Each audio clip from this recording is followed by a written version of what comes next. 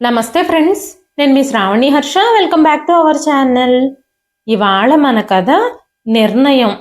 కథని చివరి వరకు వినండి. నచ్చితే కనుక ఖచ్చితంగా తప్పకుండా ఒక్క లైక్ చేయండి. ఈ కథ పైన మీ విలువైన స్పందనని కామెంట్ రూపంలో మాకు తెలియజేయండి. కొత్తవారు ఎవరైనా చూస్తున్నట్లయితే మన ఛానల్ని సబ్స్క్రైబ్ చేసుకోండి. సమయం సాయంత్రం 4 గంటలు దాటింది. మెల్లమెల్లగా సూర్యుడు అలసిపోతూ పడమటి దిక్కుకు వాలిపోతున్నాడు. రోజులాగానే సాయంత్రం వాకింగ్ కోసం పార్వతమ్మ గారు తమ ఇంటి దగ్గరలో ఉన్న పార్కులోకి వెళ్ళింది. ఆ రోజు ఎందుకో తన స్నేహితులెవ్వరూ వాకింగ్కి రాలేదు. కాసేపు వాకింగ్ చేసిన తర్వాత తన మనసంతా గందరగోళంగా ఉండటంతో ఇంక వాకింగ్ చెయ్యాలనిపించక పార్కులోని బెంచ్ మీద కూర్చుంది. అక్కడే దగ్గరలో ఆడుకుంటున్న పిల్లల్ని చూస్తూ చాలాసేపలా ఉండిపోయింది. చెల్లెమ్మ, పడిపోతావు, జాగ్రత్త, చిన్నగా చిన్నగా పరిగెత్తు అంటున్న పిల్లాడి అరుపులకి ఉలిక్కిపడి వారి వైపు చూసింది.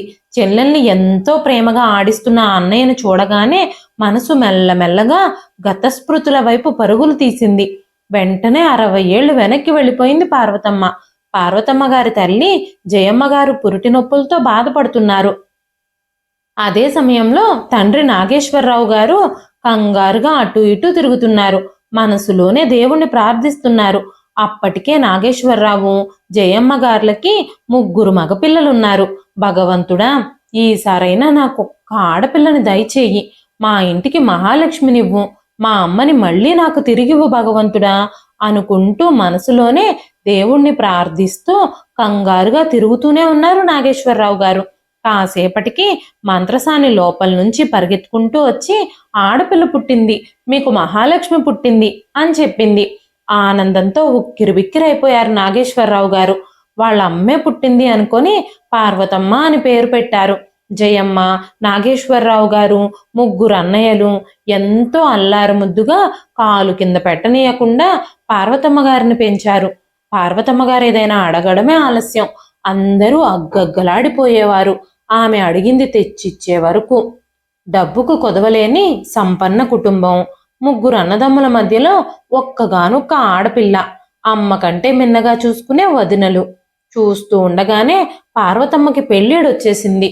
పెళ్లి సంబంధాల వేటలో ఉన్న నాగేశ్వరరావు గారికి పెళ్లిళ్ల పేరయ్య ద్వారా వచ్చింది ఈశ్వర్ వాళ్ళ సంబంధం.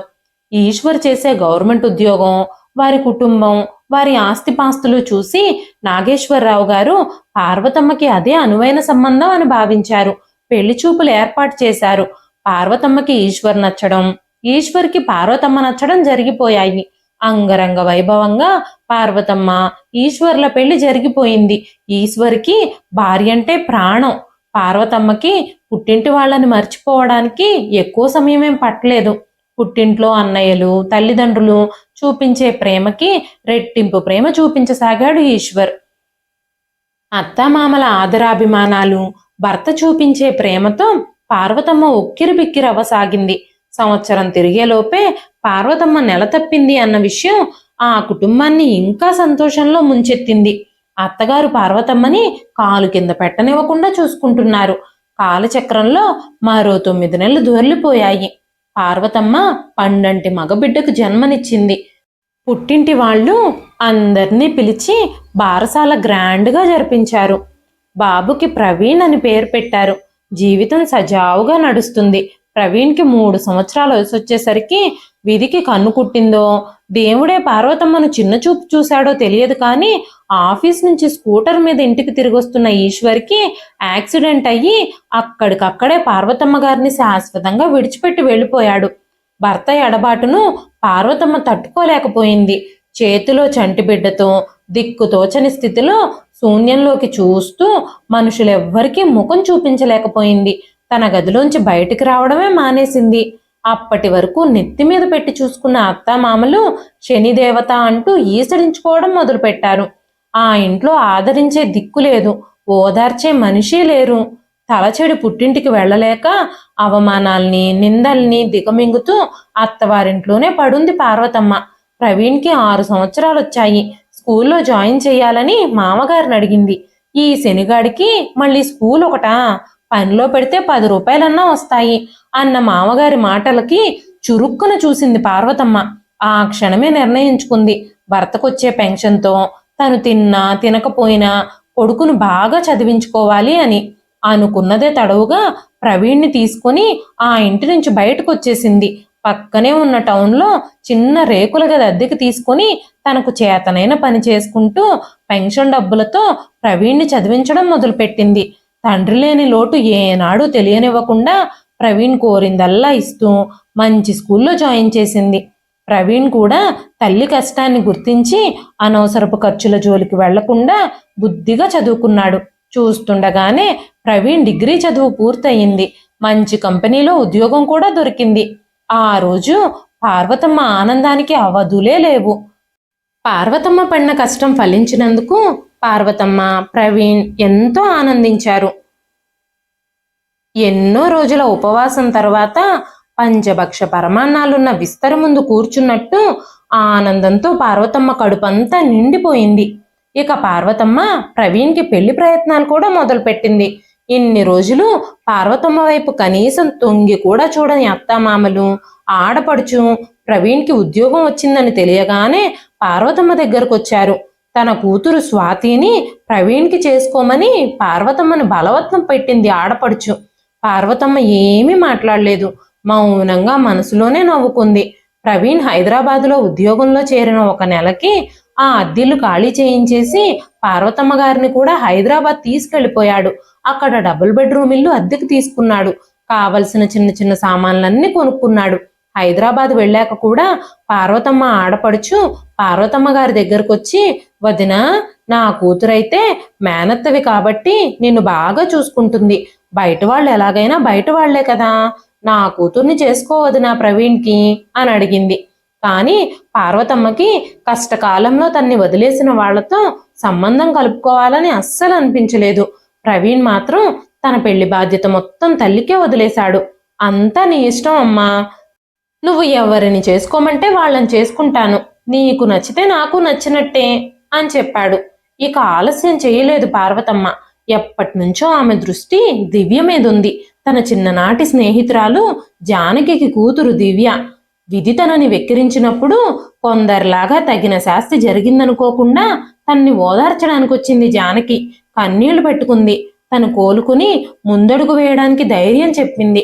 తర్వాత 1-2 సార్లు తల్లితో పాటు వచ్చిన దివ్య పార్వతమ్మకి చాలా నచ్చింది. ఒద్దికైన పిల్ల, పైగా స్నేహితురాలి కూతురు. వెంటనే పార్వతమ్మ జానకి ఫోన్ చేసింది. పార్వతమ్మ సంబంధం కలుపుకుంటామనగానే జానకి కొంచెం కంగారు పడింది. మీకు తోగగలమా అంది. నా కొడుకు కాళ్ళు కడిగి నీ కూతుర్ని కన్యాదానం చెయ్యి చాలు, మిగతావన్నీ నేను చూసుకుంటాను అంది పార్వతమ్మ. అనుకున్నదే తడువుగా ఒక శుభముహూర్తాన ప్రవీణ్, దివ్య పెళ్లి అట్టహాసంగా జరిగిపోయింది. దివ్య కొత్త కోడలిగా ఆ ఇంట్లో అడుగుపెట్టింది. పార్వతమ్మ మాత్రం దివ్యని కూడా కూతురులాగానే భావించింది. దివ్య కూడా తనని అత్తగారిలా కాకుండా అమ్మలాగానే భావించాలని కోరుకుంది. భావిస్తుందని కూడా ఆశించింది కూడా. కానీ రాను రాను దివ్య ప్రవర్తనలో ఏదో మార్పు కనిపించసాగింది. అది తన దృష్టిలోపమని మనసుకు సర్ది చెప్పుకుంది పార్వతమ్మ. కానీ కొడుకున్నంతసేపు ఎంతో ప్రేమగా తేనెలులికేలా మాట్లాడుతుంది కోడలు. కొడుకు ఆఫీస్కు వెళ్ళాక తనలో నుంచి ఒక అపరిచితురాలు నిద్రలేస్తుంది. అత్తగారి మీద అజమాయిషీ చేస్తుంది. ఇంట్లో పనులన్నీ లౌక్యంగా చెప్పి చేయించుకుంటుంది. మీ అబ్బాయికి మీరు వంట చేస్తేనే ఇష్టం అత్తయ్య గారు, పొద్దున్నుంచి ఆఫీసులో అలసిపోయి ఇంటికొస్తారు, అలవాటైన వంట రుచి మారిపోతే ఇబ్బంది పడిపోతారు అని చెప్పి అత్తగారిని పర్మనెంట్ వంట మనిషిని చేసేసింది. పని మనిషి గిన్నెలు సరిగ్గా కడగడం లేదని పార్వతమ్మ పోట్లాడితే ఆ పని మనిషిని కూడా మాన్పించేసి ఇంటి పని బాధ్యత కూడా ఆమెకే అప్పచెప్పేసింది. పార్వతమ్మ మౌనంగా పనులన్నీ చేసుకుంటూ పోతుంది. తనకొచ్చే పెన్షన్ డబ్బులు కూడా ఇంటి ఖర్చులని, షాపింగ్లకని లౌక్యంగా మాటలు చెప్పి లాగేసుకుంటుంది దివ్య. పార్వతమ్మ అన్నింటినీ ఎలాగో భరించింది. కానీ దివ్య ప్రవీణ్కి, తనకి అడ్డుగోడ కడుతుందన్న విషయం గమనించి పార్వతమ్మ భరించలేకపోయింది. ఒకరోజు అనుకోకుండా కొడుకు కోడలి గదిలో సంభాషణ విని హతాసురాలైంది పార్వతమ్మ. ఏంటి దివ్య, చాలా నీరసంగా కనిపిస్తున్నావు అని అడుగుతున్నాడు ప్రవీణ్. ఏం చెప్పమంటారండి, పని మనిషేమో మానేసింది, ఇంటి పని వంట పనితో రోజంతా సతమతమైపోతున్నాను అని చెబుతుంది దివ్య. అదేంటి, పనులన్నీ నువ్వు ఒక్కదానివే చేసుకోకపోతే మా అమ్మని హెల్ప్ చేయమని అడగొచ్చు కదా అంటున్నాడు ప్రవీణ్. అయ్యో, అత్తగారిని హెల్ప్ చేయమని అడగాలా? మంచి విషయమే చెప్పారు. ఉదయం టిఫిన్ దగ్గర నుంచి భోజనం వరకు సాయంత్రం టీతో సహా అన్ని అత్తగారు తన గదిలోకే తెచ్చామని, తను రెస్ట్ తీసుకుంటానని ఆల్రెడీ నాకు ఆర్డర్లు వేసేశారు. ఎప్పుడు చూడు ఆ భగవద్గీత పుస్తకం చదువుకుంటూ ఉంటారు. ఇక ఆమెని ఏమని హెల్ప్ అడగమంటారు? అరే దివ్య, నువ్వేం ఫీల్ అవ్వకు. అమ్మతో నేను చెప్తాను ఇంటి పనుల్లో నీకు సహాయం చేయమని. కోడలొచ్చాక అమ్మ ఇంతలా మారిపోతుందని నేను అస్సలు అనుకోలేదు. అత్తగారి హోదా వెలగబెట్టాలని చూస్తున్నట్టుగా అనిపిస్తోంది. మా అమ్మ ప్రవర్తన మారిపోయినట్టుంది. నేను తనతో మాట్లాడతానులే అన్నాడు ప్రవీణ్. ఈ మాటలు విన్న పార్వతమ్మ గారికి కాళ్ల కింద భూమి కంపించినట్టయింది. అవురా, కోడలు లౌక్యంగా ఇంట్లో పనులన్నీ నాతో చేయించడమే కాకుండా నా కొడుకు దగ్గర నన్ను కూర్చోబెట్టి సేవలు చేస్తున్నట్టుగా మాట్లాడుతుందా అనుకుంది. కానీ కోడల్ని ఏమైనా అడగాలని గాని, కొడుకుతో ఏమైనా చెప్పాలని గాని అనిపించలేదు ఆవిడికి. ఒక వారం రోజులు గడిచేసరికి ఆ రోజు హైదరాబాదులోనే ఉంటున్న తన ఫ్రెండ్స్ ఒక నలుగురు దివ్యని కలవడానికి వచ్చారు. ఇంట్లో అన్ని తానే పనులు చేసుకుంటూ పోతున్న పార్వతమ్మని చూసి, మీ పని మనిషి భలే అన్ని పనులు చక్కగా చేసేస్తుంది. ఎక్కడ దొరికింది మీకు ఈ పని మనిషి? ఊరు నుంచి తెచ్చుకున్నారా అని అడిగింది ఒక స్నేహితురాలు. ఆ, అవునవును, మా ఊరు నుంచి మా అత్తగారు పంపించారు, నాకు తోడుగా ఉంటుందని. ఇంట్లో పనులన్నీ చాలా బాగా చేస్తుంది. ఈ పని మనిషి వంట కూడా చాలా బాగా చేస్తుంది. ఇంట్లో పనులు కూడా పేరు పెట్టే పని లేకుండా చేసి పెడుతుంది అని చెప్తుంది దివ్య. నేను మా ఆయన ఉద్యోగాలకు వెళతాం కదా, మాకు కూడా ఇలా ఒక నమ్మకమైన పని మనిషి దొరికితే చూసి పెట్టమని మీ అత్తగారికి కొంచెం చెప్పవే దివ్య అంటుంది ఆ స్నేహితురాలు. అప్పుడే బయట పెరట్లో ఆరేసిన బట్టలు మడిచి ఇంట్లోకి తెస్తున్న పార్వతమ్మ ఆ మాటలు విని కంగు తింది. అప్పటికి మౌనంగా తన గదిలోకి వెళ్ళిపోయింది. కోడలి స్నేహితులు వెళ్ళిపోయాక కోడల్ని డైరెక్ట్గానే అడిగేసింది, నేను ఈ ఇంటికి పని మనిషినా, వంట మనిషినా? నేనెలా కనిపిస్తున్నాను నీకు? నేను నీ అత్తగారిని అని కోపంగా అరిచింది పార్వతమ్మ. అవునా, మీరు నా అత్తగారా? అసలు మీరు ఎలా కనిపిస్తున్నారో ఒక్కసారి అద్దంలో చూసుకోండి. మీరు కట్టుకున్న చీరను చూసుకోండి. మిమ్మల్ని చూసి ఎవరైనా పని మనిషి అనుకోక మా అత్తగారు అని అనుకుంటానని మీరు అనుకుంటున్నారా అని పెడసరంగా సమాధానం చెప్పింది. లెక్కలేనట్టు మాట్లాడడమే కాకుండా సాయంత్రం ఆయన ఆఫీస్ నుంచి వచ్చాక ఇప్పుడు జరిగిందంతా చెప్పారో జాగ్రత్త అని వార్నింగ్ కూడా ఇచ్చింది. పార్వతమ్మకి పట్టరాని దుఃఖం పొంగుకొచ్చింది. ఆ ఇంట్లో ఉండలేక పార్కులోకి వచ్చేసింది. పార్కులో ఎంతసేపు అలా కూర్చుండిపోయిందో తనకే తెలియదు. అమ్మా, ఇక్కడున్నావేంటి? ఇంత పొద్దుపోయింది, ఇంకా ఇంటికి రాలేదు. ఇక్కడేం చేస్తున్నావమ్మా అని ప్రవీణ్ మీద చెయ్యేసి కుదిపించటంతో ఈ లోకంలోకి వచ్చింది పార్వతమ్మ. గతమంతా కలలాగా చెదిరిపోయింది. ఇంటికి వెళదాం పదమ్మా అని ప్రవీణ్ తల్లి భుజాల మీద చేతులు వేసి నడిపించుకుంటూ ఇంటికి తీసుకెళ్తున్నాడు. మీ నాన్నగారు గుర్తొచ్చారా? ఆలోచిస్తూ ఇక్కడే కూర్చుండిపోయాను. చాలా ఆలస్యం అయిపోయినట్టుంది కదా అంటున్నారు పార్వతమ్మ గారు. కానీ పార్వతమ్మ మనసు మాత్రం మనసులో లేదు. గుమ్మంలోనే పార్వతమ్మను చూసిన దివ్య పెద్ద పెద్దగా అరవడం మొదలుపెట్టింది. అయిపోయాయా మీ రాచకార్యాలు? పార్కులో మీ స్నేహితులందరికీ నేను గయ్యాళిలాగా మీ మీద అధికారం చలాయిస్తున్నానని చాడీలు చెప్పొస్తున్నారా? ఎంతమందికి చెప్పారేమి ఇవాళ? టైం సరిపోయినట్టు లేదు అని అరుస్తుంది దివ్య. ఆ అరుపులు విన్న పార్వతమ్మకి మతిపోయినట్టు అనిపించింది. ప్రవీణ్ ఏమైనా దివ్యని అడ్డుకుంటాడేమో అన్నట్టు ప్రవీణ్ వైపు చూశారు పార్వతమ్మ గారు. కానీ ప్రవీణ్, ఏంటమ్మా ఇది? మా పెళ్ళైన దగ్గర నుంచి చూస్తున్నాను. దివ్య నిన్ను ఎంత జాగ్రత్తగా చూసుకుంటుంది, నీకు ఎలా సేవలు చేస్తుంది, కూతురు కన్నా ప్రేమగా నిన్ను చూసుకుంటుంది. దివ్య మీద లేనిపోనివి నువ్వు అందరికీ చెప్తున్నావా? నేను ఇప్పటికీ నమ్మలేకపోతున్నాను అంటున్నాడు ప్రవీణ్. కోడలు వేసిన నిందల కన్నా కొడుకు మాటలకి పార్వతమ్మకి ఏడుపు తన్నుకొచ్చింది. అసలు ఏం జరిగిందో కూడా తెలుసుకోకుండా భార్య చెప్పిన మాటల్నే నమ్మి తల్లిని నిందిస్తున్న కొడుకు వైపు బాధగా భారంగా చూసింది పార్వతమ్మ. ఏడుస్తూ తన గదిలోకి వెళ్ళిపోయింది. హాల్లో దివ్య అరుపులు ఇంకా పెద్ద పెద్దగా వినిపిస్తూనే ఉన్నాయి. అయ్యిందేదో అయిపోయింది దివ్య, ఇక వదిలేసేయి. ఎందుకలా అరుస్తున్నావు? మీ అమ్మే అనుకుని ఊరుకో దివ్య అంటున్నాడు ప్రవీణ్. అనుకున్నానండి. ఇప్పటిదాకా అలాగే అనుకున్నాను. మా అమ్మ కంటే ఎక్కువగా చూసుకున్నాను అత్తయ్య గారిని. కానీ ఆవిడేం చేశారో మీరే చూస్తున్నారుగా. ఇక నా వల్ల కానే కాదు. ఇక ఈ ఇంట్లో నేనైనా ఉండాలి, మీ అమ్మగారైనా ఉండాలి. ఏ విషయం ఈ రోజే తేలిపోవాలి అని అరుస్తుంది దివ్య. రేపే మీ అమ్మగారిని ఇంట్లో నుంచి బయటకు పంపించేయండి అని చెబుతుంది. ఆ మాటలకి దివ్య చెంప పగలగొడతాడు ప్రవీణ్ అనుకుంది పార్వతమ్మ. కానీ అలాంటిది ఏమీ జరగలేదు. ప్రవీణ్ భార్య ప్రతిపాదనని ఆమోదిస్తున్నట్టుగానే మాట్లాడుతున్నాడు. ఇక పార్వతమ్మ తట్టుకోలేకపోయింది. మా అత్తామామలు అన్నట్టుగానే నేను నిజంగానే నష్టజాతకురాలను అనుకుంటా. ఎంతో ప్రేమించే భర్తని పోగొట్టుకున్నాను. ఇప్పుడు నా కన్న కొడుకు కోడలు కూడా నన్ను అసహించుకుంటున్నారు అనుకుంటూ పొంగి వస్తున్న దుఃఖాన్ని కంట్రోల్ చేసుకుంటూ వెంటనే తన బట్టలు, తనకి కావలసిన సామాన్లు ఒక బ్యాగులో సర్దుకుంది. రాత్రి భోజనం చెయ్యాలని అనిపించలేదు.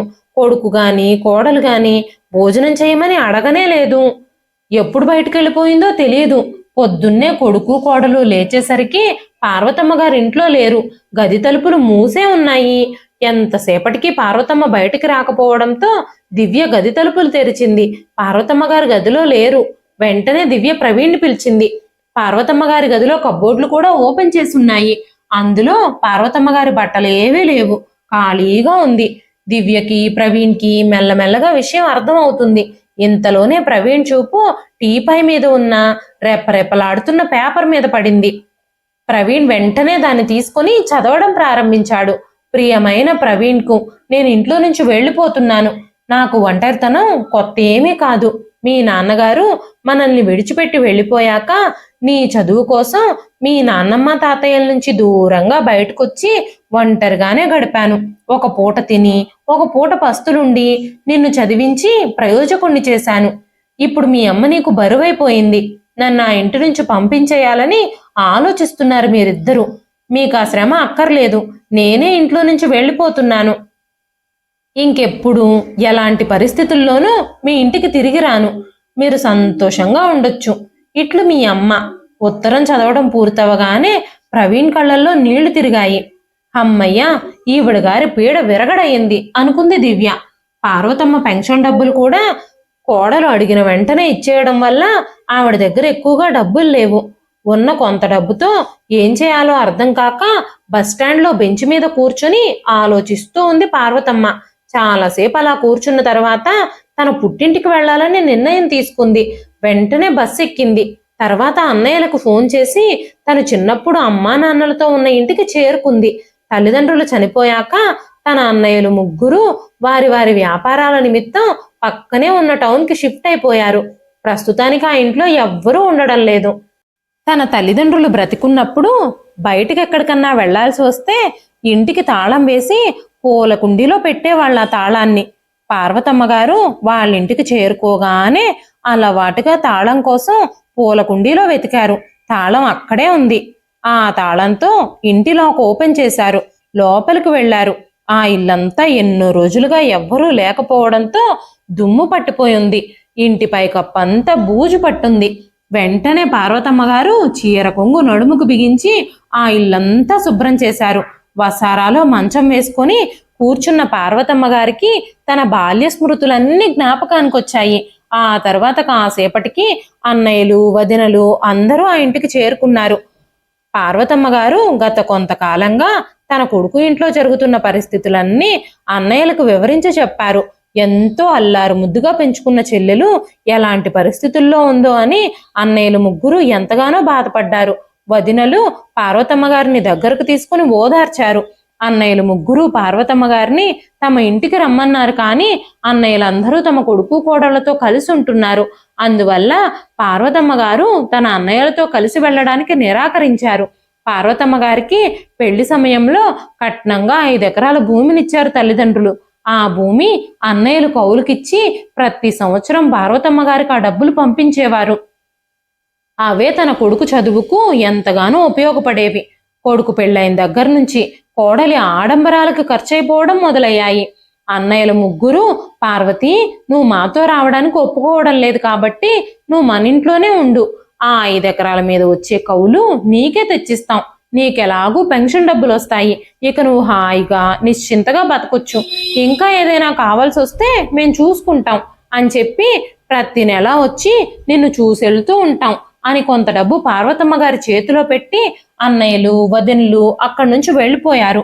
తన భర్త చనిపోయాక ప్రవీణ్ని చదివించడం కోసం పార్వతమ్మ గారు మెషిన్ కుట్టేవాళ్ళు.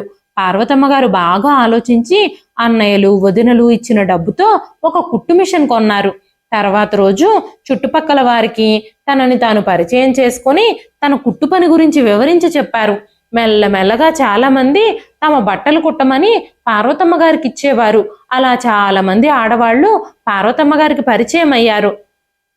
ఒక్కొక్కరిది ఒక్కొక్క కష్టం. భర్త చనిపోయి ఒంటరి జీవితం గడుపుతున్న ఆడవాళ్లు బిడ్డల చేత నిర్లక్ష్యం చేయబడి పనికిరాని పాత సామాన్లల్లా విసిరివేయబడి వేరే గతి లేక పిల్లలకి ఇష్టం లేకపోయినా సరే ఆ ఇంట్లోనే ఏదో ఒక మూలన తలదాచుకుంటున్న తల్లులు, పిల్లల్ని చదివించే ఆర్థిక స్తోమత లేని నిస్సహాయులు, ఎన్నో సమస్యలు తన కళ్ళ ముందుకొచ్చాయి.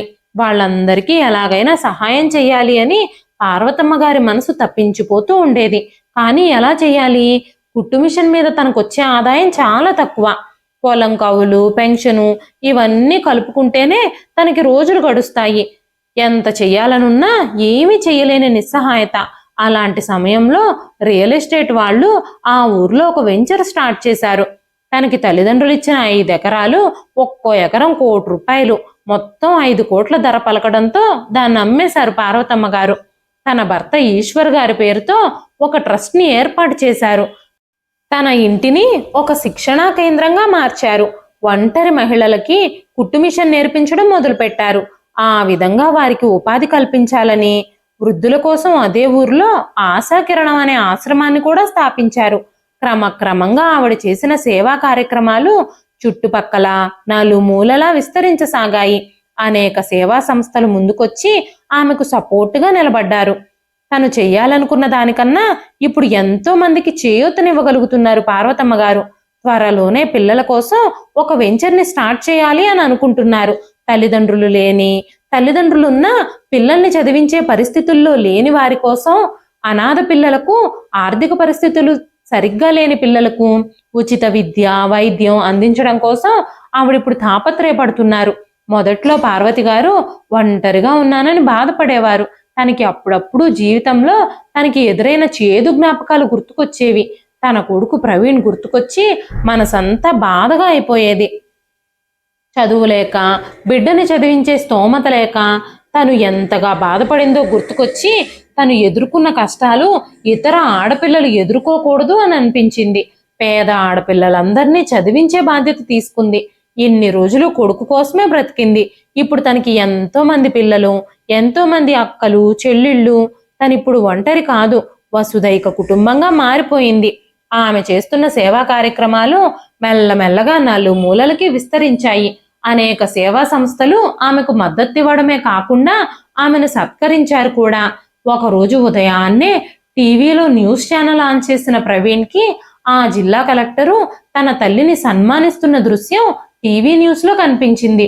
తన తల్లికి దొరికిన ఆదరణ, ప్రజల్లో ఆమెకున్న గొప్ప పేరుకు న్యూస్ చూస్తున్న ప్రవీణ్ షాక్ అయిపోయాడు. ఆమెకు భారీగా సన్మానం జరగడం, తనకు వస్తున్న ఆదరణ, అన్నింటికంటే ముఖ్యంగా తన చారిటబుల్ ట్రస్ట్లో సేవ కోసం దాచిపెట్టిన డబ్బులు, ఇవన్నీ లెక్కలేసుకొని ఆమె సన్మాన దృశ్యాన్ని చూస్తున్న దివ్యమోహం విప్పారింది. దివ్య ప్రవీణ్తో ఇలా అంది, అత్తయ్య గారికి మీరు ఒక్కగానొక్క కొడుకు. ఆమె తన ఆస్తిని మీకివ్వకపోతే ఇంకెవరికిస్తుంది? ఆమె ఆస్తిపై పూర్తి హక్కు మీకుంది. మనం వెంటనే బయలుదేరి అత్తయ్య గారి దగ్గరికి వెళ్ళి ఆమెను మన ఇంటికి తీసుకొచ్చేసుకుందాం, మనతోనే ఉంచుకుందాం అంది దివ్య. ప్రవీణ్, దివ్య వెంటనే బయలుదేరి పార్వతమ్మ గారిని కలవడానికి వెళ్లారు. ఆ ఊర్లోకి అడుగుపెట్టిన దివ్యకి, ప్రవీణ్కి ఆ ఊరు నిండా పార్వతమ్మ గారికి సంబంధించిన ఫ్లెక్సీలు, ఆమె చేసిన సేవా కార్యక్రమ వివరాలు అవన్నీ తెలుసుకొని వాళ్ళిద్దరికీ ఎంతగానో ఆశ్చర్యం కలిగింది. దివ్య, ప్రవీణ్ ఇంటికి వెళ్ళేసరికి పార్వతమ్మ గారు ఇంట్లో లేరు. ఆ ఇంట్లో వాళ్ళకి జానకమ్మ గారు కనిపించారు. అక్కడ తన తల్లిని చూడగానే దివ్య షాక్ అయిపోయింది. అమ్మా, నువ్వేంటిక్కడా అని అడిగింది దివ్య. నిన్ను చూస్తుంటేనే నాకు అసహ్యంగా ఉంది దివ్య. నీతో మాట్లాడాలంటేనే నాకు చిరాకు పుడుతుంది.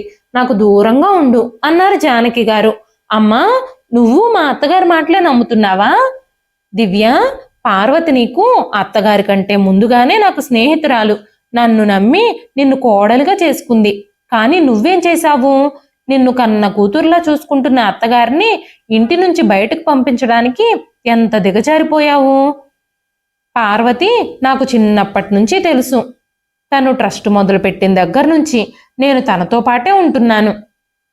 నువ్వు నాకు తన గురించి చెప్పాల్సిన అవసరం లేదు అని చెప్పి లోపలికి వెళ్ళిపోయారు జానకమ్మ గారు. వారు బయటకు వచ్చి గేటు దగ్గర పార్వతమ్మ గారి కోసం ఎదురు చూస్తూ నిలబడ్డారు. అంతలోనే పెద్దగా హారన్ మోగటంతో ఒక్కసారిగా అటువైపు తిరిగి చూశారు. ఎదురుగా కారులో పార్వతమ్మ గారు ఇంటికి తిరిగొస్తూ కనిపించారు. ఆమె కళ్ళల్లో ఎంతో ఆత్మవిశ్వాసం కనిపించింది. కొడుకుని చూడగానే పార్వతమ్మ గారి కన్నపేగు ఒక్కసారిగా కదిలింది. పార్వతమ్మ గారి కళ్ళల్లో నీళ్లు తిరిగాయి. పార్వతమ్మ గారి కళ్ళల్లోని బాధని దాచుకుంటూ, ప్రవీణ్, ఏంటిలా వచ్చారు అని అడిగారు. అప్పుడు ప్రవీణ్, అమ్మా, నువ్వు చెప్పా పెట్టకుండా ఇంటి నుంచి ఎందుకు వచ్చేసావు? నువ్వెప్పుడు తిరిగి వస్తావా అని మేం మీకోసం ఎదురు చూస్తున్నాము. మేము నిన్ను ఇంటికి తీసుకెళ్ళడానికే వచ్చాము. రామ్మా, ఇంటికి వెళదాం అన్నాడు ప్రవీణ్. అత్తయ్య, ఈ వయసులో ఈ బాధ్యతలన్నీ మీకెందుకు? ఇవన్నీ మేం చూసుకుంటాం అని చెప్పింది దివ్య. తన కోడలు గురించి బాగా తెలిసిన పార్వతి గారు, ఏంటి దివ్య, నా బాధ్యతలన్నీ నువ్వు చూసుకుంటావా? అవును, నువ్వు ఏవైనా చేయగలవు. అంతటి సమర్థురాలివే. అత్తగారిని పని మనిషిగా మార్చగలవు. తల్లి కొడుకుల మధ్య ఉన్న అనురాగాన్ని, ఆప్యాయతని దూరం చేయగలవు. తల్లి మీద కొండంత ప్రేమున్న కొడుకు కూడా ద్వేషం పుట్టించగలవు. నువ్వు దేన్నైనా సమర్థవంతంగా చేయగలవు దివ్య అన్నారు పార్వతమ్మ గారు. ఆ మాటలకి దివ్య చెంపన చెళ్ళుమని చరిచినట్టే మౌనంగా తలదించుకుంది. జరిగిందేదో జరిగిపోయింది. ఇక నువ్వు మాతో వచ్చేయమ్మా, మమ్మల్ని అర్థం చేసుకో. మాకు మాత్రం ఇంకెవరున్నారు అన్నాడు ప్రవీణ్. చాలు బాబు, నువ్వు చూపించే ఈ ప్రేమని నేను తట్టుకోలేకపోతున్నాను. నీ భార్య మాటలు నమ్మి నిన్ను కని పెంచి నిన్నింతటి వాణ్ణి చేసిన తల్లిని దూరం చేసుకోవడానికి కూడా నువ్వు సిద్ధమయ్యావు. నేను మళ్ళీ మీ మాటలు నమ్మి మీతో పాటు తిరిగొస్తానని ఎలా అనుకుంటున్నారు ఇప్పుడు? నేను మీ నుంచి ఇప్పటికే చాలా పాఠాలు నేర్చుకున్నాను. ఈ పాఠాల వల్లే ఇప్పుడు నేను ఈ స్థితిలో ఉన్నాను.